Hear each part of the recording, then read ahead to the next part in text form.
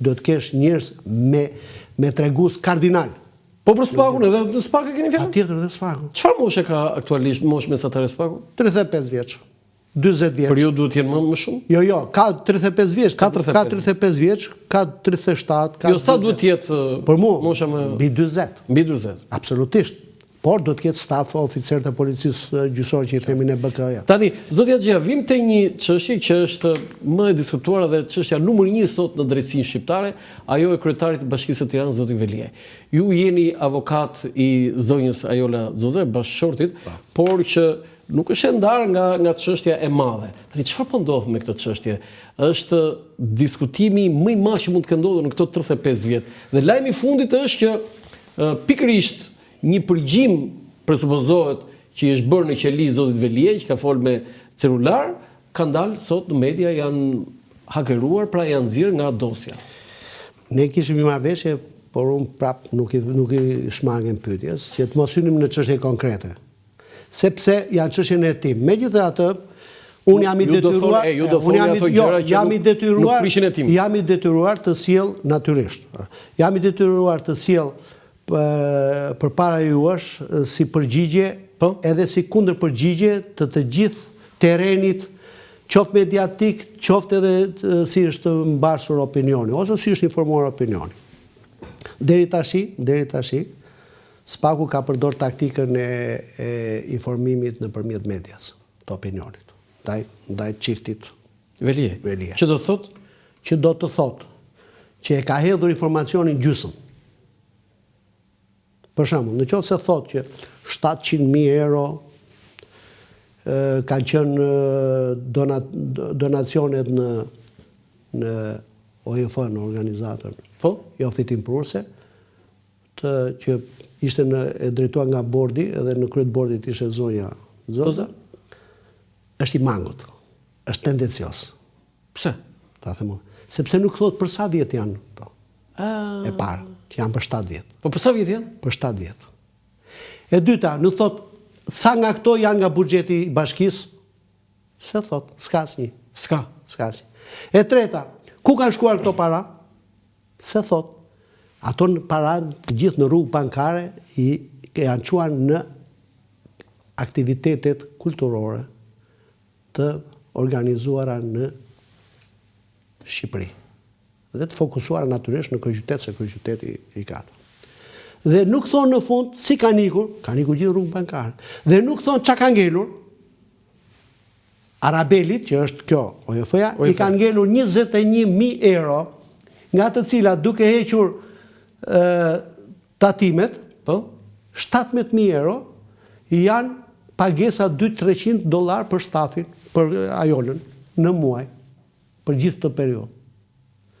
Pra, o jepja opinionit, jepja të gjithën, o mos ja jep opinionit, sepse diti që ky opinion, po i përmende korrupsioni, po i përmende që zoti Qafoku ka marrë lekë kështu, me një kryot. Pra, është përdorur një taktikë nga sinqert. Tani derisa është zoti Dumani ju e vlerësua atë. Kush e ka bërë? Shikoj një minutë. Se ju zbesoni që ka bërë zoti Dumani? Një minutë. Mediat shqiptare kanë akses të jashtëzakonshëm në Spak edhe gjithanë. Po jo, shqyqy që kanë. Po shqyqy që kanë. Por të jenë konsekuente dhe të jenë transparente, ta thonë deri në fund. Dhe ta thonë në plotshmërinë e ju e keni fjalën që këto media kanë informacion po bëjnë politik? Po media s'bën vetëm politik, më bërë. Politik, bën dhe politikën e vetë, të grupit vetë. Të interesave të vetë. Interesave ke fjalë. Po, patjetër. Po media, prandaj është pushtet. Dhe pushtet shumë i fuqishëm.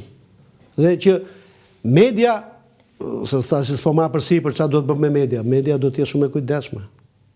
Shumë e kujdesshme. Media do të ruaj ekuilibra. Jo, media nuk ka rregulla në këtë drejtim, zoti. Nuk ka rregulla, po ka shkolla që nxjerr gazetarët. Unë jam vetëm mësim atje. Po pra, çfarë keni fjalë? Domethënë, duhet të qëndrojë statike dhe fanatike e objektivit të medias. Qofse ai jep opinionit një informacion do të jetë plot. Po patjetër. Marrim rastin e dieshëm, bile unë kam krahasuar atë me Watergate-in e famshëm në Amerikë, kur kryedaktorit Bernstein i erdhën ato materialet, përgjimet, nuk e mendoj dysh, i botoi ai siç ishin. Po, Dhe ndodhi dha dorëshën presidentit. Të mirë kuptohemi, nuk them mund mos japin.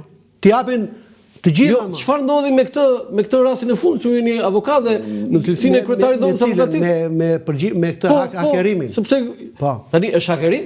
Hakerim, po patjetër. E sigurt kjo? Patjetër. Do të nuk e kanë nxjerr kush. Jo, është hakerim. Është hakerim? Po. Për mua. Po për ju. Për mua është hakerim dhe të mos harrojmë që niveli i hakerimit në botë ka arritur majat. Do ju jeni duke thënë që janë dhënë para për të hakeruar dhe kanë dalë. Thash është hakerim, nuk thash interesi. Se hakerimi bëhet edhe për sport. Bëhet edhe për tani kjo për sport. Absolutisht. Po absolutisht për të fut në konflikt, për të diskredituar një institucion, për të diskredituar një person. Sport i fortë që nga? Po, shumë i fortë është. Po, se është sport. Atëherë në këtë rrethan, çfarë duhet bëj SPAK? Se duhet të hetohet kjo. Natyrisht ka marrë masat, më thanë me aq sa u informova, janë 2 persona në akuzë. Jo, 2 persona në akuzë janë arrestuar. Kjo është ana ligjore. Ana e sigurisë pasaj është marrë masat me profesionistë, me aparatura, me kjo është shumë i rëndë, kjo është skandal shumë i rëndë. Që të mbyll. Okej, është hakeruar, por ne duhet kemi garanci dhe siguri. Hetimi është sekret, po më sekret janë dokumentat në shërbimet e institucionet e specializuara. Atje do të kujdes për hakerimin. E keni fjalë për shërbimin sekret? Shërbimi sekret, natyrisht. Po sigurisht, se kur vidhet një institucion si SPAK-u, ne mendojmë tani që edhe ato të sekretet goditen. Unë kam informacion që ka çuna dhe goca, po veçanërisht çuna që janë më aventurierë, që janë të niveleve high class në hakerim. Që janë shqiptar? Shqiptar. Si ka njëri këtë? I kanë kapur, edhe i kanë tërhequr edhe në pozicione i kanë joshur për t'i shfrytzuar. S'po them më tepër se ka institucione qendrore në botë që i kanë marrë. Po, institucione botërore? Këta? Po. Wow!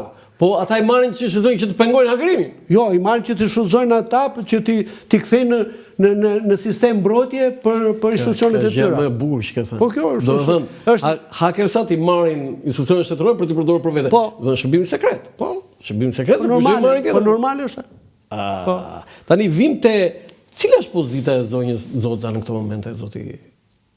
Cila pozita procedurale është person ndaj të cilit zhvillon hetime. Ajo paraqitet në SPAK? Paraqitet 2 herë në SPAK, 2 herë në muaj, sot biles, unë jam këtu, ajo është atje, vati avokati tjetër e shoqëroj. Dhe se kjo si intereson njerëzve që ka një nivel shëndetësor, para disa probleme. Zonja Zoca? Po nuk ka problem, nuk është në një që intereson. Paraqitur sot? Ajo është po, është shumë korekte në këto.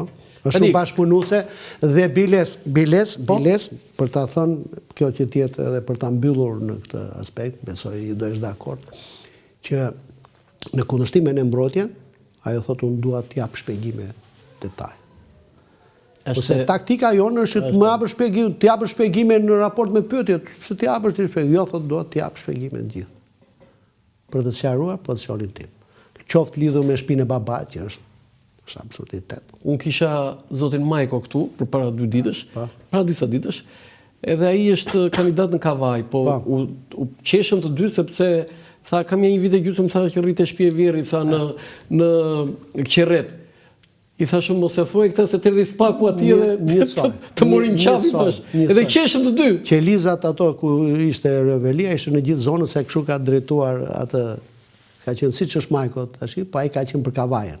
Po, gjitha zonë ka pasur Rogozhinën. Po jo, Majko është për Kavajën tani. Po mirë, po atë e di. Po pra është për Kavajën. Dhe prandaj rri në Qerret. I di shumë mirë, nuk jam fokusuar. Po jo, qeshëm se i thash, shiko.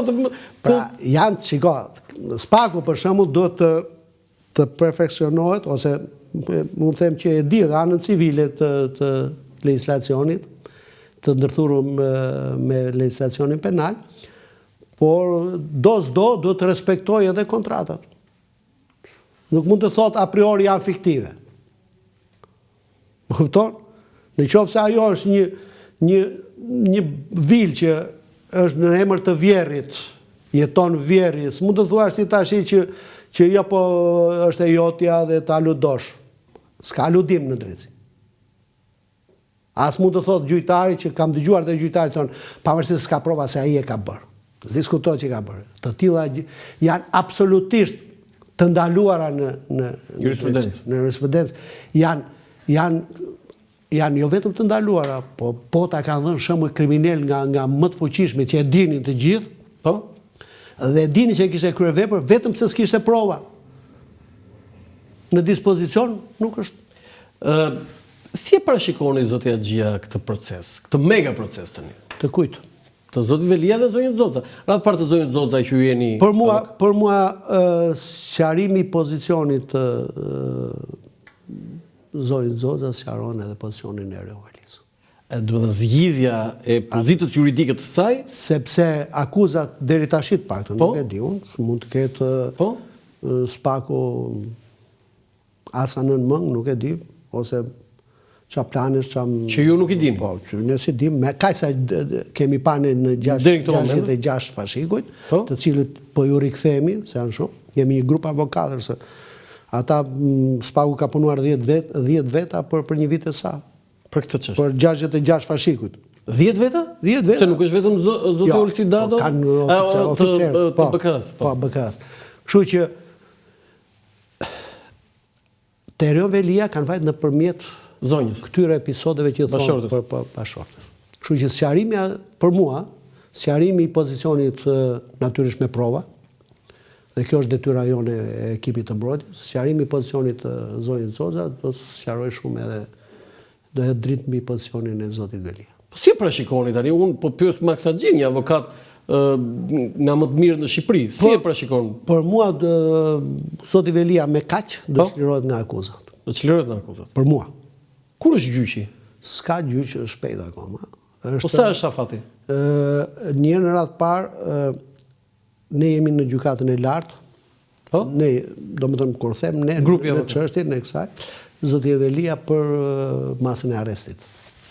Që është bërë rekursi për masën e arrestit, por po presim zbardhjen e vendimit, që edhe kjo është një problematik shumë e rëndësishme në sistemin e drejtësisë bashkë me reformën e hartës gjyqësore. Gjyqësore, se ajo do të trajtojmë. Që kështu është kurse na trajtojnë. Po. Sepse nga ngarkesa e madhe që kanë gjyqtarët zgjatën 1 muaj, 6 muaj, 1 vit e gjysmë vendime që zbardhen. Po mos zbardhja e vendimit. Unë pres se mua fati fillon kur zbardhet vendimi dhe ma vën dispozicion që ta ankojmë. Qartë. Kështu që çështja nuk ecën, po rri aty. Për shkak të kësaj ngarkese të pastudiuar si shtama të kthehemi tek e para që prishën rrugët edhe nuk lanë rrugë dyqësore që të vazhdonte. Zoti Axhia, ju thatë edhe për efekt po themi kohe. Në datën 10 maj mbaron periudha 3 mujore që zoti Velia duhet të ishte në punë si kryetar bashkie. Çfarë ndodh në aspektin juridik? Ajo është një çështje tjetër, është një çështje që do të diskutohet, ka 2 opsione, ose të kalojmë në zgjedhje të reja, ose të vazhdohet me zëvendësinë. Po pyes këtë të dytën njerë, do të thënë që zoti Velia i të vazhdoj procesi dhe në qeli, dhe në kryetar bashkisë që është komanduar kryetarët, vazhdoj në këtë, po kjo lejohet kjo? Do të me pa ligjin që t'jem korrekt me fjalën që do them, do të me pa ligjin se kemi procedent në i marë. Se sa lejon. 3 muaj është ligji. Po është ligji për pushtetin vendor. Tani bie që pas 3 muaj zoti Velia nuk është më kryetar bashkie? Normalisht si t'jetë ligji. Do bëhen zgjedhje të reja. Në qoftë se ligji ka kështu. Megjithatë unë shpresoj shumë që gjykata e lartë do të pranoj kërkesën për zëvendësimin e masës së arrestit në burg. Dhe kërkesa juaj është për dhe që është i lirë në gjendje të lirë dhe që është edhe në kuadrin e praktikës të gjykatës drejtave të njerit në Strasburg në lidhje me çështjen e Thoma Gëllçit, cilë kam përfaqësuar, kam qenë avokati i çështjes. Ishit ju avokati i zotit Gëllçi? Po. Kështu që ky është procesi juaj më i rëndësishëm në karrierën tuaj? Unë i konsideroj gjitha çështjet. Jo, gjithë, po kjo në aspektin, po themi, internacional, ndërkombëtar. Kam pas shumë çështje që vërtet, për shembull, një nga çështjet që unë jam që po e vuaj në aspektin profesional është çështja e Samir Tahirit. Po pse po e vuani zoti? Po s'mund të shkoj me akuzën që shpërdorim detyrën se u mbush vendi me kanabis për ministrin e Brendshëm. E pare punës njerë ka një sistem hierarkik për të shkuar te titullari. e parë. E dyta, ministri i brendshëm është funksion politik dhe ai dënimin dhe gjykimin Është drejtor policie. Dhe gjykimin dhe dënimin ja jep kutia votimit. Dhe e fundit fare, për ato episode se po futemi te çështja e Tahirit, që këta e kanë inicuar procesin, Italia i dha pavajsi. E mbylli. Edhe i provoi në mënyrë perfekte për 2 vjet, deri në faturat fiskale. Po ç'ndodh tani me zotin Tash jemi në gjykatë lartë. Është gjykatë e lartë. Po. Për gjithë procesin. Po. Po për zotin Veliaj, kur pritet vendimi në gjykatën e lartë? Së zbar vendimi pra thash.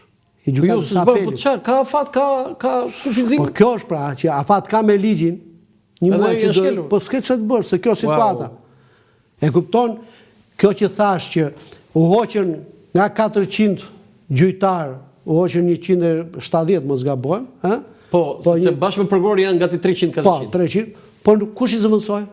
Nuk e zëvendësuar. Po s'janë zëvendësuar. Çështjet vazhdonin e vinin, Po mirë, magjistratura funksionon. po me sa funksionon. Po me 20-30 veta në klasë. Një kjo e para, po eksperienca e tyre. Ata shkojnë në përreth, ata nga rrethe që kanë 5 vjet punë, Po duhet vetja si 45-ën, zoti. pak a shumë. Pak a shumë, ë? Si 45-ën. Unë kur them pak a shumë e kam shqetësimin tek problematika e individit.